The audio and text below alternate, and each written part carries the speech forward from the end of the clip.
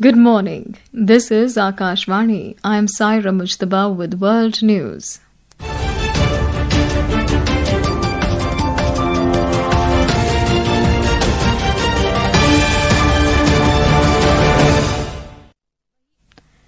The headlines. Global FinTech Fest 2025 to begin today in Mumbai. Qatar adopts India's Unified Payments Interface (UPI), marking a new milestone in digital and financial cooperation between two countries. US government shutdown drags into a week as Senate fails to pass funding bills again. And in cricket, South Africa beat New Zealand by 6 wickets in Women's ODI World Cup in Indore.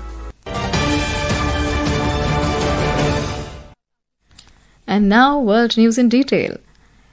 The 6th edition of Global FinTech Fest (GFF) will begin in Mumbai today. Union Finance Minister Nirmala Sitharaman will participate in the inaugural session of the festival. Empowering Finance for a Better World Powered by AI is the theme for this year's festival. Prime Minister Narendra Modi and his UK counterpart Keir Starmer are expected to deliver the keynote address on Thursday in GFF. Both the leaders will also engage with industry experts, policy makers and innovators. A special attraction of the conference this year will be the Bharat AI Experience Zone by NPCI and NVIDIA. There will also be a huge expo with more than 400 exhibitors showcasing the latest in fintech. A plethora of ancillary activities such as workshops, hackathons, investment pitches, fintech awards and numerous networking events are also designed to turn the conference into a unique mix of insights and exposure to cutting-edge technology. The 3-day event will be held at Mumbai's Geo World Centre with an expected footfall of over 1 lakh and participation of over 7,500 companies. Union Minister of Commerce and Industry Piyush Goyal launched India's Unified Payments Interface or UPI at the Lulu Mall in Doha, marking a new milestone in digital and financial cooperation between India and Qatar. The launch symbolizes growing trust across borders and aims to enhance ease of transactions for citizens and businesses in both the nations. Speaking on the occasion, Mr. Goyal thanked Qatar National Bank for integrating the UPI into their payment systems. As the PM rightly said, UPI is a marvel for the world, and this expanded trade will further be strengthened with the adoption of UPI. I thank and compliment the Qatar National Bank for taking up UPI as a part of their payment systems. I encourage other banks and institutions in Qatar to also adopt UPI. The businesses of both countries and the people-to-people connect are reflective of a growing future-ready partnership.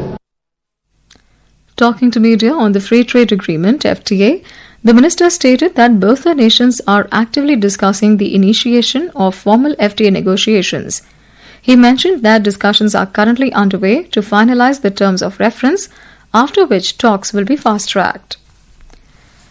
External Affairs Minister Dr. S. Jaishankar has said that the world is witnessing more competition and India has to strategize and keep rising amid such volatility. Addressing the inaugural session of Aravali Summit at the School of International Studies in JNU, New Delhi yesterday evening, Dr. Jaishankar said, "A nation's profile is judged by the power of its ideas." India must operate in a multipolar environment while itself preparing to emerge as a pole. That is why multi-alignment serves it well right now, and the goal of becoming a leading power is a natural one for the future. And preparations must commence now to create a global footprint. No region is too far away anymore to engage for Indian diplomacy. And you can see that whether it is the Nordics or the FIPIC involving Pacific Islands, West Africa, CARICOM. In Nepal, the death toll has reached 60 due to landslides and floods in the last 3 days. According to the Nepal Home Ministry sources, 60 people, including 15 children, have died in 11 districts. At 37, majority of the deaths were from the worst-hit Elam district in Koshi province that saw floods, landslides, lightning and road accidents. Monsoon is active in 5 of Nepal's 7 provinces, namely Koshi, Madhes, Bagmati, Gandaki and Lumbini. Nepal Army, Nepal Police and Armed Police Force personnel were deployed for carrying out rescue operations in different areas. The Nepal government announced compensation of 2 lakh Nepali rupees as immediate relief to the kin of those who lost their lives in rain-related disasters. According to the National Disaster and Risk Reduction Management Authority, the injured will be provided with free treatment. This is Akashvani giving you the world news. For quick news updates round the clock, follow us on our X handle at AI News Alerts. And for details of these stories and more, log on to our website www.newsonair.gov.in and download the News on AIR app. Welcome back. You're listening to World News. The US government shutdown has dragged into a week as Senate failed to pass the funding bills again. The US Senate voted on continuing resolutions and funding bills in a bid to end the government shutdown. However, both Democratic and Republican proposal failed to gather 60 votes needed to advance, pushing the shutdown into its 7th day. The Republican-backed bill failed in a 52-42 vote. The Democratic proposal also fell short with a 45-50 vote. Neither side was able to secure the bipartisan support needed to overcome the Senate filibuster threshold. With no breakthrough in sight, lawmakers are now expected to vote on a House-passed Republican version that would fund the government through late November. U.S. Press Secretary Caroline Leavitt has blamed the Democrats for playing political games for the shutdown. Addressing a press conference, she said, "If the Democrats do not vote to open the government, federal workers will not receive their next full paycheck." Democrats, unfortunately, are continuing to play political games, and we are now in day 6 of the Democrat federal government shutdown. Millions of American federal workers are under enormous financial stress as a result, wondering how they will pay their bills and take care of their families. If the Democrats do not vote to open the government tonight, federal workers will not receive their next full paycheck. U.S. President Donald Trump has threatened to invoke the Insurrection Act that allows a president to deploy military troops inside the country. While speaking to reporters, Mr. Trump said that he will use this power if necessary. So far, it has not been necessary, but the country has an Insurrection Act for a reason.